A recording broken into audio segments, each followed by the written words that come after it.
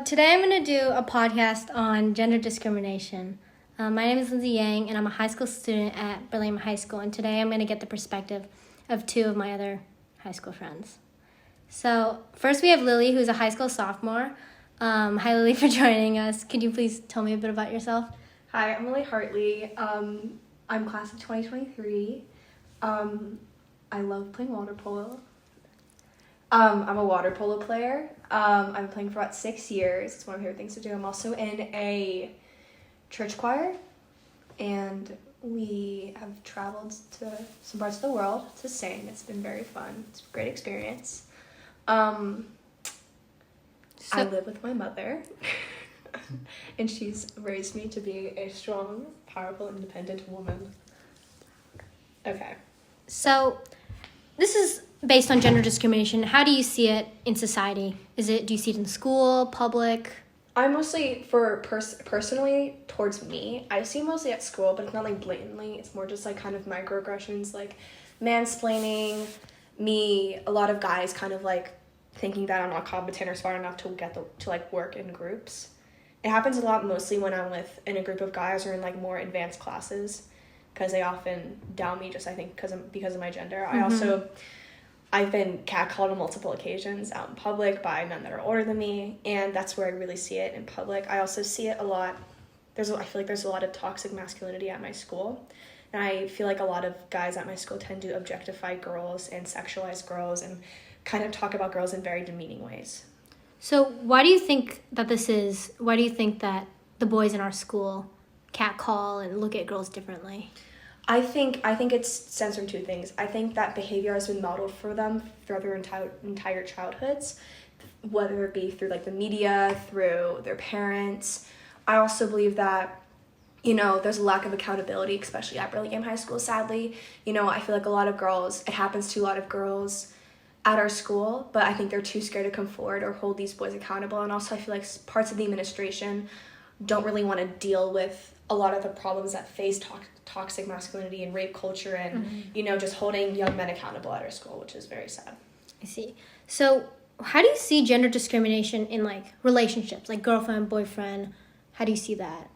Well, for one, obviously this is worst case scenario, but I feel like sometimes, obviously there's a lot of domestic violence. Of course, yeah. Domestic violence, and then a lot of, this is from my knowledge, obviously I'm not sure if this is 100% correct, but a lot of states, a lot of police cannot get involved in domestic life or like domestic abuse. In a lot of states, like they side with the man in the relationship, which is really sad, and like that's where I mostly see it in relationships. Also, sexual assault, sometimes men think that they could do whatever they want to their significant others just because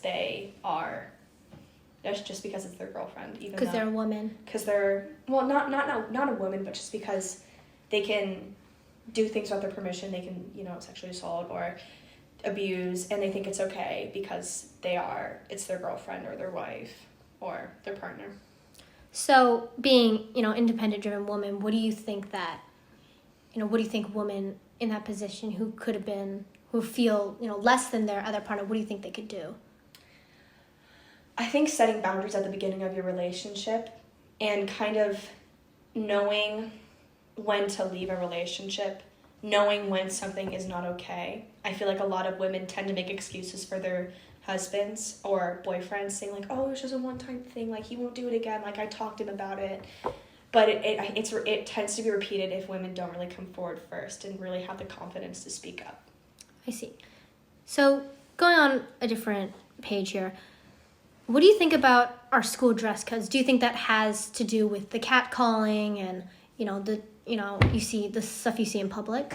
Well, I personally believe that dress code is a way to control girls and blame them for boys' behavior. I think it kind of sexualizes young girls and kind of objectifies them from a young age because it's basically saying, oh, you only dress for men. You just want to be sexy, you just want to be hot, you just want attention. And I think it also implies that boys are incapable of self-control if it ends up that they do sexually harass girls based on their outfits. So you think it's an excuse? You think it's... I think it's a way to blame girls for for boys' behaviors towards them because of the outfits they're wearing. I do think that, I obviously can't speak for all women, but I think a lot of women dress because it makes them comfortable. Mm-hmm. I know I dress for myself. I mean, of course, boys are in the picture, but I dress for myself. I dress, to one up that girl. I dress for other girls also. Mm-hmm. I feel like girls mostly dress for girls. I don't think it's a way to get attention from men. Obviously, I can't speak for all girls. Like, I definitely do think that there are some girls that dress for attention, and that's okay. They can do that. It's their bodies. But, I think that a lot of people say, well, dress code prevents sexual assault and harassment, and it distracts boys. It's like, well, boys, they can are you saying that they don't have self-control? They're so distracted by shoulders or a midriff that they can't focus on a math problem in class. And clothes don't cause sexual assault or harassment. Men do. Mm-hmm. So when people say, oh, she was wearing a tight red dress, she was bound to get raped, that's again blaming women for something that happened to them that was not in their control. So that's what I think dress code is pretty sexist, I think. And also, if you look at a dress code, there's a list for girls: no midriff, no spaghetti straps, no low-cut shirts. But for guys, it's like very, very small. It's very, very minimal for guys, but compared to girls, it's just controlling women's bodies to benefit men. Even though what we should be doing is we should be teaching boys that we need to model like boys from like a young age, that just because a girl is wearing more revealing clothing or less conservative or covering clothing doesn't mean that she's doing it for you. You're not entitled to her body, or you're not entitled to make comments about her body because she's wearing a certain kind of shirt or clothes. Yeah.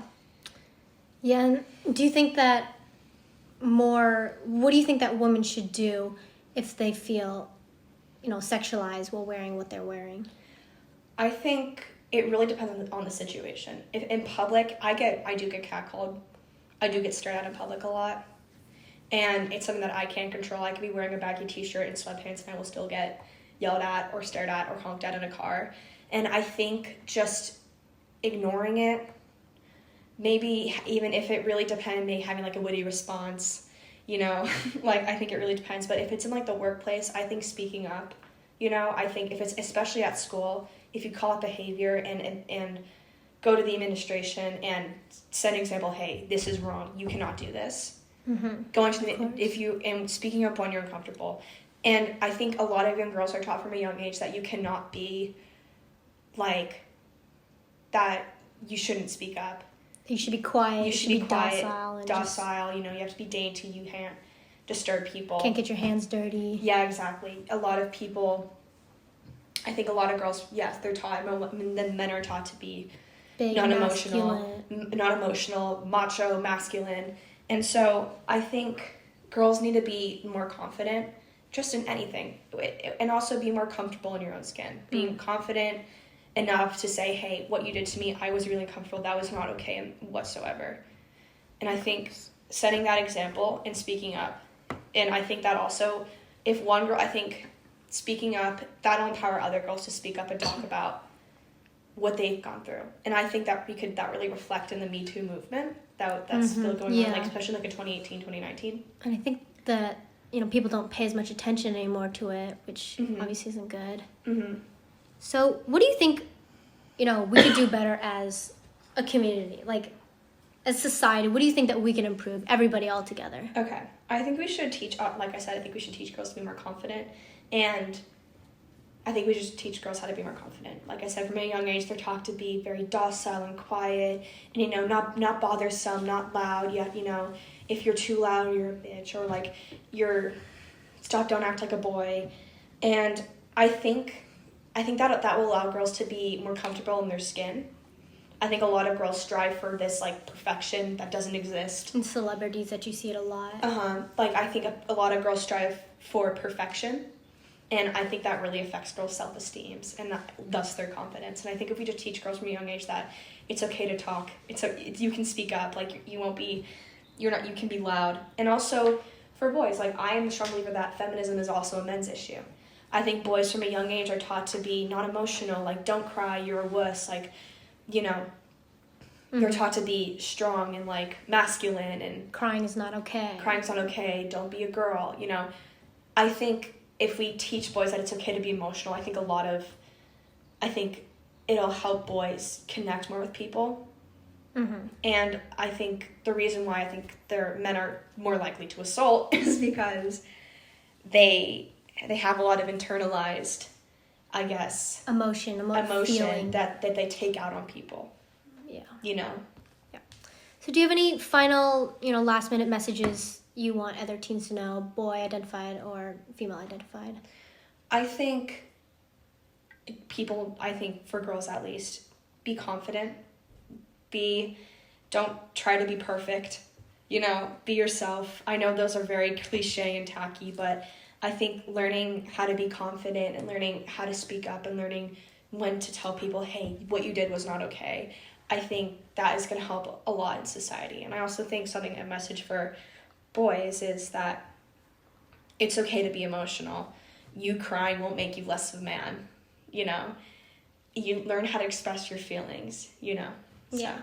Okay. Thank you so much for joining us. Of course. Our next speaker is Kai, who's also a high school sophomore. Welcome, Kai. Please tell me a little bit about yourself. Kai Louis Badua. I am a sophomore at VHS, class of 2023, and I'm a competitive gymnast. So, how do you see gender discrimination in society? In society, I definitely see it as very impactful, and I definitely see it mostly in public.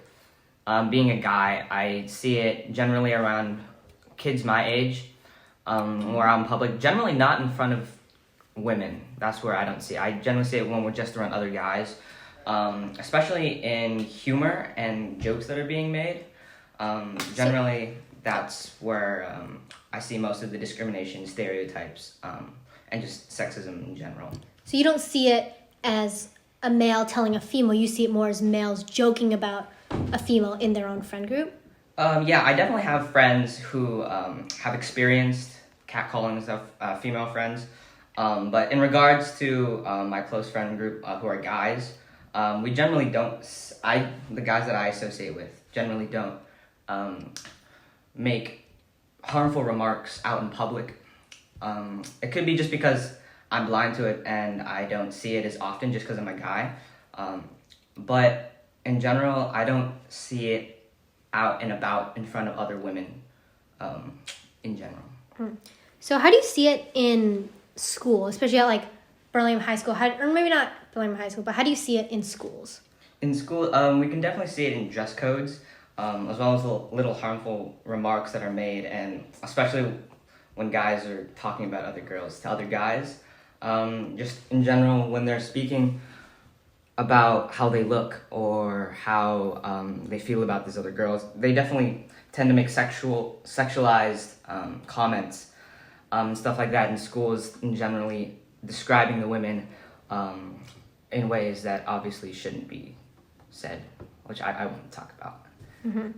And how does this affect you and your friend group, Well, my friend group, I have female friends as well, so obviously they are very aware of their situation. A lot of them, they're very aware of the sexism in society, so obviously they are harmed, I think are harmed the most, just because they have to be aware of every single little decision they make, every piece of clothing that they wear, how they present themselves in society. So the women that I'm friends with are definitely mostly impacted.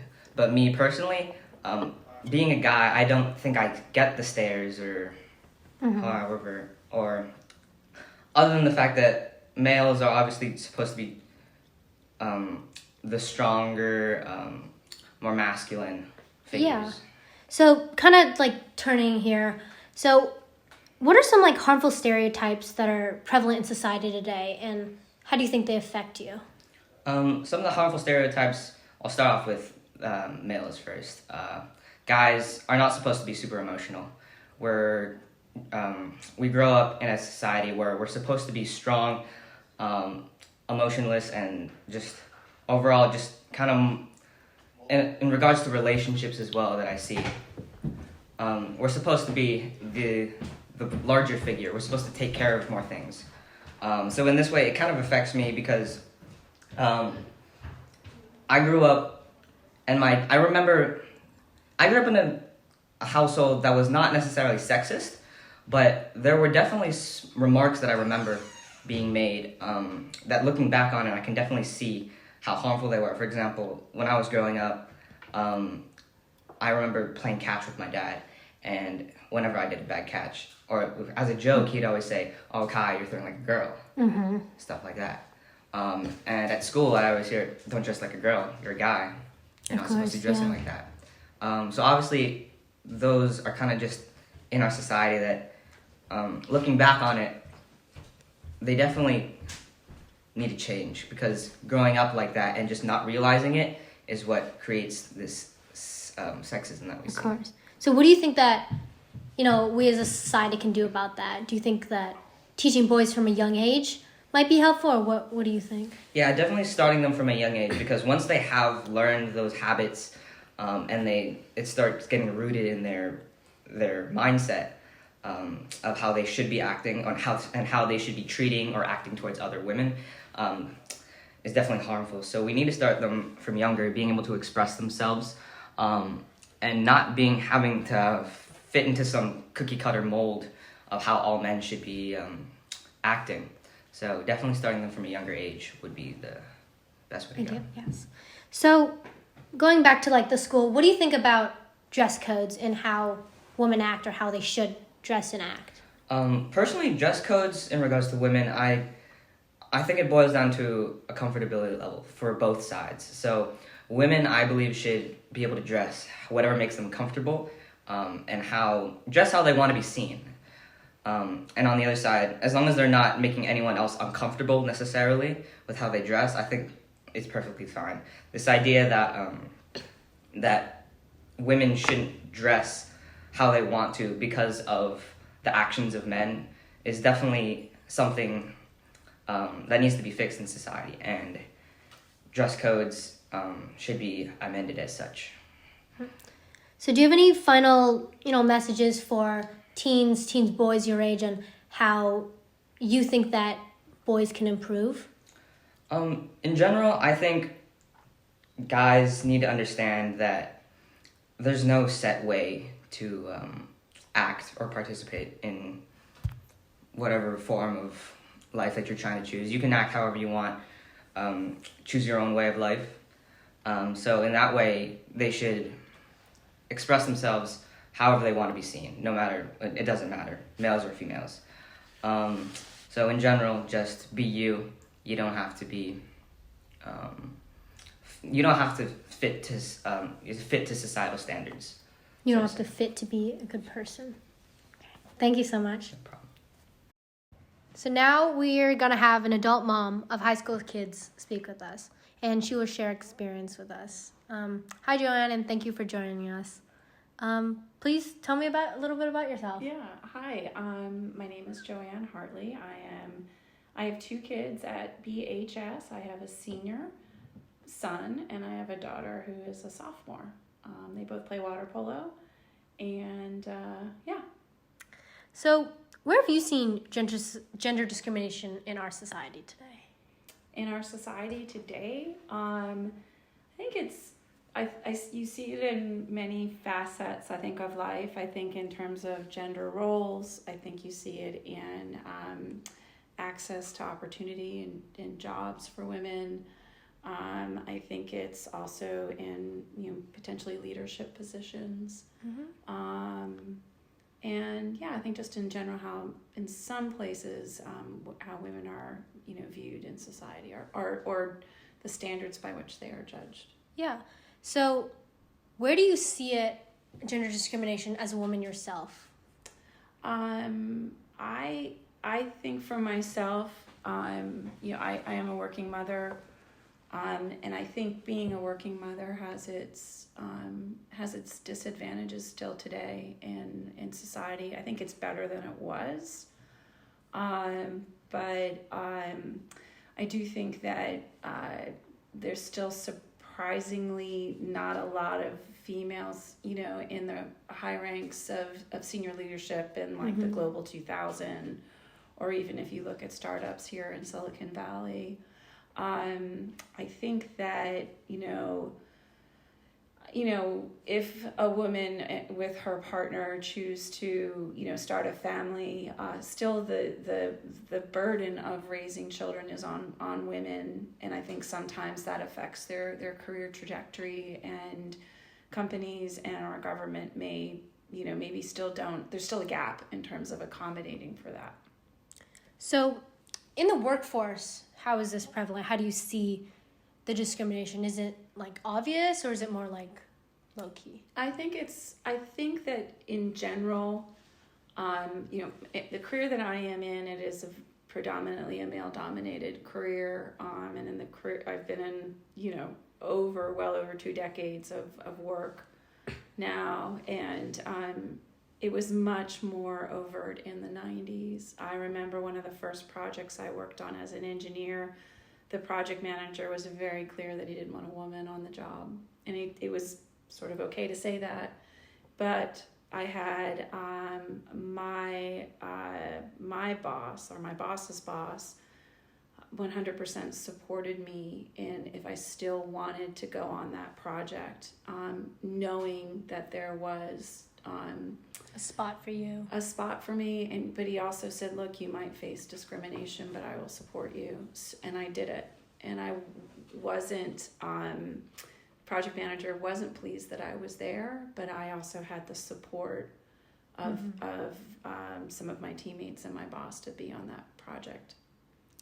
So that wouldn't happen. If that were to happen today, I believe that, in fact, I read in the news today about in North Carolina, a man not referring to a woman as a doctor, and she corrected him and said, no, I'm a doctor, and he kept calling her Mrs. So-and-so, and then called her by her first name, and she said, no, I prefer to be spoken to as a doctor so-and-so. And he was fired from his job for kind of behaving in that fashion. So there is a shift, which is positive. Mm-hmm. So I know you kind of already spoke about this, but the gender discrimination, how has it changed since you were younger? Not just in the workforce, but in society, maybe from when you were a teenager. Yeah, I think that overt sexism was much more acceptable, as a child, into a teen, into my 20s. I think if you look at certain movies or certain, back then when we, our main means of getting music was through the radio, and you'd have the shock jocks that would say very offensive things about women. It was completely considered acceptable. I don't see that as much today. I see that if and you see more women in, breaking through in more, roles that were traditionally set aside for men, whether they would be a sportscaster, a doctor, somebody in tech. And if someone were to say something overtly offensive, other men would speak up and say that's unacceptable, right? And so I think there's more, it's just considered unacceptable now, whereas I think years ago it was absolutely, acceptable to, put a woman on a spot or make her feel uncomfortable. So you think that, there's more support nowadays, that more people are aware of it, and when they see it, they try to put a stop to it immediately, versus maybe 30, 40 years ago, it would just roll. People just let it roll. Right. I do. And I also, where I work today, it's multi-generational. We have definitely baby boomers, Gen Xers, and millennials, and pretty soon Gen Z showing up into the workforce. And I think that, in terms of responding to female leadership, I think most of the younger guys, if not all the younger guys that are there, it's considered normal, it's considered acceptable. I think where there's still room for growth is, I think there's just bias. I think that there is sort of bias expectations about what are women's roles or versus what's a man's role. Like you might be in a meeting and I remember a meeting where our head lawyer was in a meeting, and one of the other people that was, on the other side of the negotiating table told her to start taking notes, right? And she's like, no, I'm the lawyer here, right? And so there are these sort of hidden or unspoken sort of expectations that still exist today, where and even for us women, I think sometimes we don't speak up, or we might think that we have to have everything perfect before we speak and have our voice. And then there are still sometimes assumptions made about women that they're the administrator, they're the secretary, assistant. They're the assistant. I've had that happen to me. But I have trained myself not to overreact when someone says that to me, but to be I correct them. I just kindly correct them, and I say, if they tell me to go make a copy for them, I go, oh, well, the printer's over there. Or if they ask for water, I just say, well, the kitchen is over here, right? I don't do it for them. And then some of my younger female colleagues, when they have it happen to them, if we have, it's not amongst the employees of the companies. It's when visitors come into the company, and they might be, say, from a different part of the world, right? Because gender roles are different culture to culture, right? Course. And so they assume she's here to get the coffee or the water. And so it's just teaching how to respond, to educate and to correct, but not to create. There's no need to create conflict, if the person then doesn't change or is difficult, then there's a time. But most of the time, it's about educating. Of course. That makes sense. So, so how do you think that,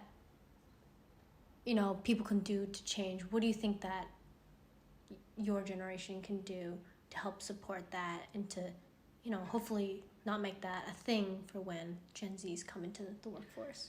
Yeah, I think every generation of women is on the shoulders, and every generation of men and women are on the shoulders of the prior generation. I mean, if you look at, it's only been 100 years since we could vote, which does sound like a long time, but it's really not a long time, right? Mm-hmm. And so I am a benefactor of, say, for example, Title IX, right?